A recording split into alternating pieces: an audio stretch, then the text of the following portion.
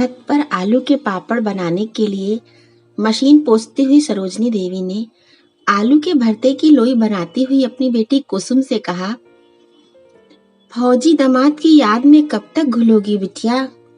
तुम्हें ब्याह के तो ले गया, लेकिन तुम्हारी चौथी भी ना जा पाई थी कि वो जंग पर चला गया और शहीद हो गया। माँ की बात सुन लोई बनाते कुसुम के हाथ रुक गए। दिल में कुछ दरकता सा महसूस हुआ। एक हुक सी उठी और कुसुम की आंख नम हो गई। कुसुम ने ना ही माँ की तरफ देखा और ना ही कोई जवाब दिया। कुसुम की माँ ने एक लोई उठाई और उसे मशीन के अंदर रखकर दबाते हुए कहा, अब अगले हफ्ते तेरी ससुराल वाले आ रहे हैं तुझे विदा कराने, लेकिन जहाँ पति ही ना रह गया हो, ऐसी ससुराल में रहकर तू क्या करेगी? सेवा करूंगी उनके माता पिता की। कुसुम के हाथ तेजी से लोइयां बनाने लगे। कुसुम की माँ ने मशीन से उठाकर पापड़ को फैलाते हुए बेटी कुसुम को समझाना चाहा।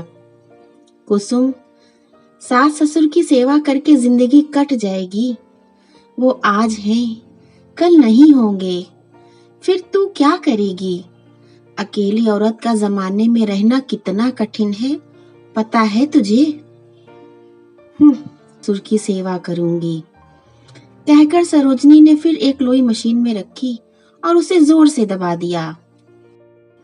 कुसुम अपनी माँ के हाथों की तरफ ही देख रही थी। कुसुम फैले हुए पापड़ों पर बैठती मक्खियों को अपने दुपट्टे से उड़ाते हुए बोली, माँ, अगर वो जिंदा होते तो भी मैं ससुराल में रहकर सास ससुर की सेवा ही करती ना। वो मुझे अपने साथ बॉर्डर पर तो नहीं रख सकते थे। सारे फौजियों की लुगाइयां यही करती हैं।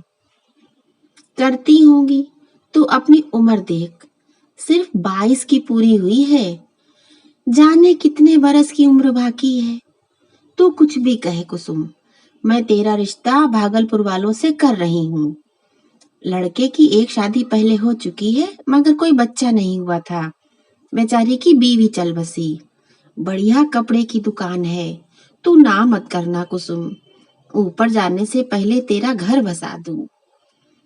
सरोजनी पापड़ मशीन छोड़ उठकर कुसुम के पास आ गई। तुम मेरी विदा की तैयारी करो माँ, मैं ससुराल जाऊंगी। शादी तो एक बार कर चुकी, तन उनको सौंप दिया, मन और आत्मा भी उन्हीं की है। किसी दूसरे को कैसे दे दूं? क्यों किसी की जिंदगी खराब करना? कुसुम ने बहुत कोमल स्वर में कहा। लेकिन कुसुम, माँ ने फिर कुसुम का निर्णय बदलना चाहा। वैसे माँ, देवर जी मिलने आए थे, मैंने तुम्हें बताया नहीं था। कुसुम ने मुस्कुराते हुए पापड़ वाली मशीन को अपने आगे सरकाते हुए कहा। क्या? कब आए थे? कोई रुचना टीका किया या ऐसे ही सूखा लौटा दिया? कुसुम की माँ सरोजनी चिंतित हो उठी। कर दिया था सब कुछ, घबराओ ना, कुसुम ने कहा और मशीन से पापड़ उठाकर माँ के हाथ में फैलाने के लिए पकड़ा दिया। क्यों आए थे तुम्हारे देवर? सरोजनी ने हाथ में रखा पापड़ छत पर बिछी चादर पर फैलाते हुए पूछा। संदेशा लाए थे सास ससुर का, कुसुम ने बताया। संदेशा? कैसा संदेशा? सरोजनी व्यग्र हो रही थी। मेरे चचिया ससुर की बिटिया फौज में भर्ती होने जा रही है, तो मेरे ससुर जी ने पूछवाया था, अगर कुसुम की इच्छा हो तो वो भी सैन्य भर्ती परीक्षा फॉर्म भर दे। कुसुम की आवाज गर्व से भर उठी थी। तू फौज में जाएगी? कुसुम की माँ ने अपनी साड़ी का कोना मुंह में दबा लिया। हाँ, क्यों नहीं? जब बेटा दामाद जा सकते हैं तो बेटी बहुएं क्यों नहीं जा सकती फौज में? कुसुम का चेहरा दर्प से चमकने लगा है। उसने एक लोई उठाई और कसकर मशीन में दबाकर माँ को अपने अडिग निर्णय का इशारा दे दिया और उठकर कड़कती चमकती धूप में चादर पर करीने से पापड़ फैलाने लगी। सरोजिनी ने बेटी कुसुम की पीठ थपथपाई और सोचने लगी, अब औरतें सिर्फ रसोई तक सीमित नहीं रह गई हैं, बॉर्डर पर बंदूक लेकर भी खड़ी होने लगी हैं। सचमुच औरतें किसी से कमजोर या कमतर नहीं हैं, बस उनके हौसलों को परवाज भरने के लिए एक आसमान की जरूरत है। Thank you.